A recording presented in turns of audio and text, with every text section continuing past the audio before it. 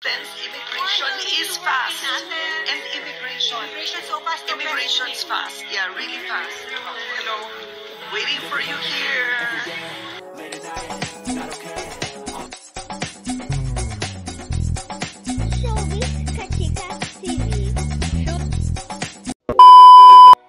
Hello mga kachika!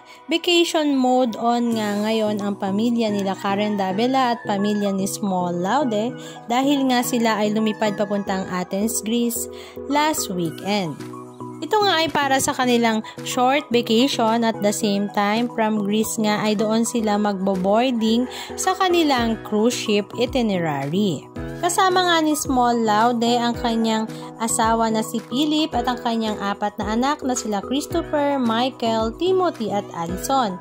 Maging ang personal assistant at personal yaya na si Lotlot ay bit-bit nga rin ni Madam Small Laude.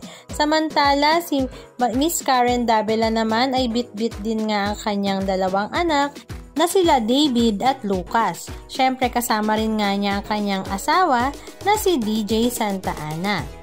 At sa biyaheng ito nga ay kasama din ng mag-asawang Senator Sunny Angara at Tutsi Angara, pero ang kanilang 2 anak na si Manolo at Ines ay pinauna na nga nila at kasabay nga ni Madam Small Laude at Karen Davila at sila nga daw ay susunod na lang sa Athens, Greece.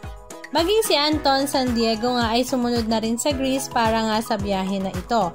At nakakatuwa namang ibinahagi ni Karen Davila na talaga namang daw na ibang-iba nga daw ang immigration sa Athens dahil talagang napakabilis nga daw ng proseso at wala na masyadong maraming hinahanap katulad sa ating bansang Pilipinas. Halika at panoorin natin ang ilan sa mga video clips ganap na kanilang ibinahagi sa kanilang mga social media accounts.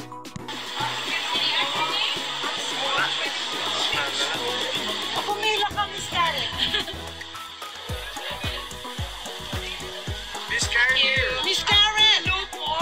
Pwede po ako pang-picture po kay Ma'am Small. Please lang po. Hello guys, we're in Athens. Immigration is fast. And immigration's fast. Yeah, really fast. Hello. Waiting for you here. Oh, welcome to Athens. Almost evening there.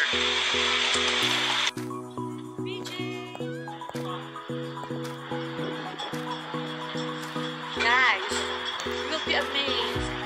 Oh my gosh, look, this is our view. While having champagne.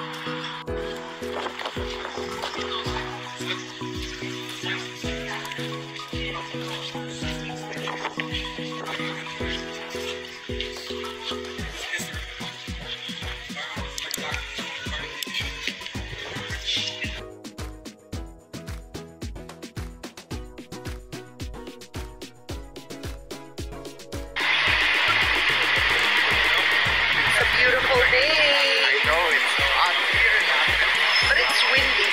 Yeah, here in Athens. So this is where we're staying. It's right in the middle of everything. Oh, I see. It's the Athens Capital Hotel. Absolutely. Yeah. Anong masasabi nyo mga kachika? Just comment down below and please don't forget to subscribe. Thank you!